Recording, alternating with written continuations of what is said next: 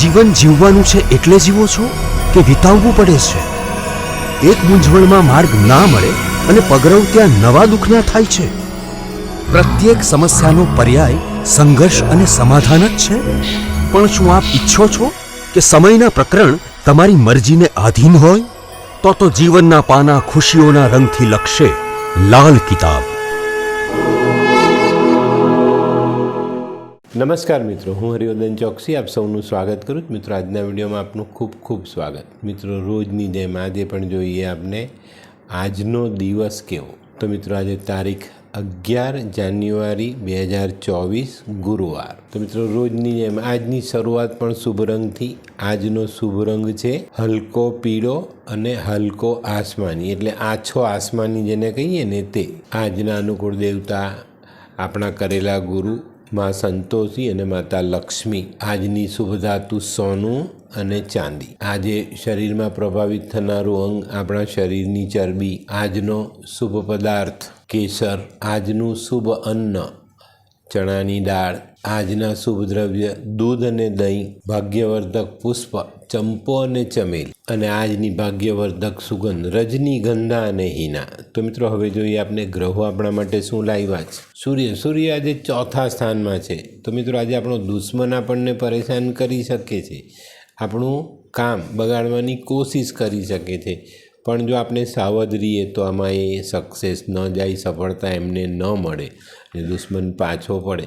મિત્રો, આજે કોઈ અંધ વ્યક્તિ મળે તો એને ચોક્કસ ખાવાનું ખવડાવજો. ચંદ્ર આજે 12મા સ્થાનમાં ગોચર કરે છે. તો મિત્રો, આજે 12મા સ્થાનનો ચંદ્ર છે ને, તમારા સમયનો વ્યય કરાવી શકે છે. ન કરવાની વાતો કરવા તમે કોઈની સાથે ઊભા રહી જાઓ, કોઈની સાથે બેસી જાઓ તો ઘણો બધો સમય બરબાદ થઈ શકે. તો આજે આ બાબતનું ધ્યાન અવશ્ય રાખજો. ને આજે છે ને, જરૂરિયાત જેટલું જ બોલજો, વધારાનું બોલશો તો નુકસાન તમને જ થશે.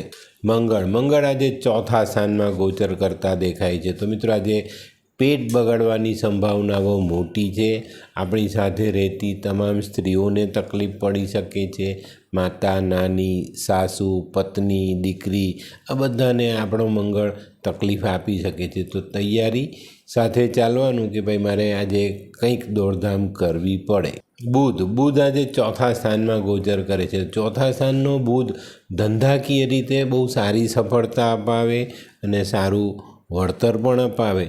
પણ મિત્રો, આજે બુધનું ગોચર ચંદ્રના સ્થાનમાં હોવાથી માતાની તબિયત પર તકલીફ આવી શકે છે. તો માતાની તબિયતનું ધ્યાન અવશ્ય રાખજો. આજે ખોટા સંબંધો તમારા જીવનમાં ઉથલપુથલ મચાવી શકે છે. તો આ બાબતમાં ચોકસાઈ જરૂર રાખવી.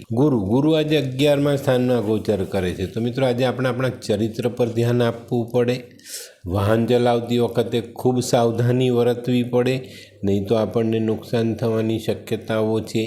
આજે આપણને બદનામી મળી શકે છે. આપણા માટે ખોટી અફવા આપણા દુશ્મનો ઉડાવી શકે છે. તો આ બધી બાબતોમાં ખૂબ સાવધાની રાખીને ચાલશો તો વાંધો નહીં આવે. શુક્ર આજે 12મા સ્થાનમાં ગોચર કરે છે. તો મિત્રો, 12મા સ્થાનનો શુક્ર છે ને, ધર્મ પ્રત્યે આપણે અરુચિ જગાડે છે.